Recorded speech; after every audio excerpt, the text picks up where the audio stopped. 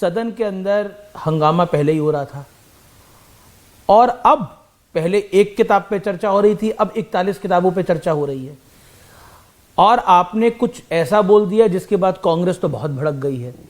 आखिरकार पार्लियामेंट में आप इतने वर्षों से सांसद हैं, लंबे अरसे से मेंबर ऑफ पार्लियामेंट है, ये हो क्या रहा है? देखिए, पहली बार एक ऐसा urban Naxal leader of the position मुझे समझ में आ रहा है, क्योंकि मेरा एलओपी को आप अर्बन नक्सल कह रहे हैं, क्यों? आप ये देखें कि पार्लियामेंट फोरम क्या है, बातचीत करने का, अपने बातों को कहने का, जनता के मुद्दे उठाने के, गुंडागर्दी करने का तो नहीं है, या उसको बंधक बनाने का तो नहीं है। एक व्यक्ति के कारण, केवल एक व्यक्ति के कारण, राहुल गांधी जी के कारण पूरी की पूरी संसद जो है वो ठप है। किस बात पर ठप है?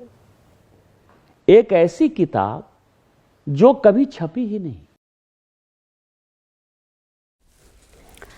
वहीं निशिकांत दुबे ने कहा कि संसद में पीएम के साथ कुछ भी हो सकता था, प्रदर्शनकारी सांसद उनके कपड़े फाड़ सकती थी, धक्का दे सकती थी।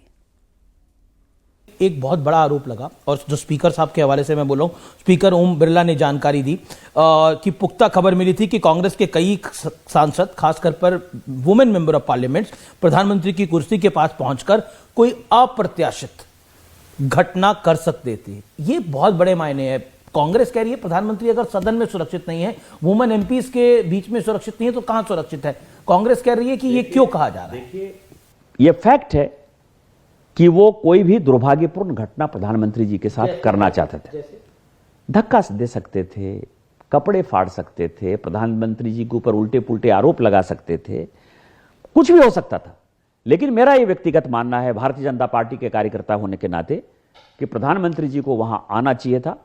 और कांग्रेस का जो ये डिक्टेटरशिप माइंडसेट है, कांग्रेस का जो ये हत्या का इतिहास रहा है, जो कांग्रेस के सभी नेताओं पर हत्या, मारपीट, गुंडागर्दी का जो इतिहास रहा है, वो पब्लिक के सामने आता कि लोकसभा के अंदर कांग्रेस का जो युवराज है राहुल गांधी, उसके नेतृत्व में कांग्रेस इतनी गिर गई है कि वो देश के प्रधानमंत्री को लोकसभा में भी है धक्का देने के लिए या कोई अप्रत्याशित घटना करने के लिए, उसको जो है कोई भी नियम कानून से कोई मतलब नहीं है, या देश से मतलब नहीं है, प्रधानमंत्री से मतलब नहीं है।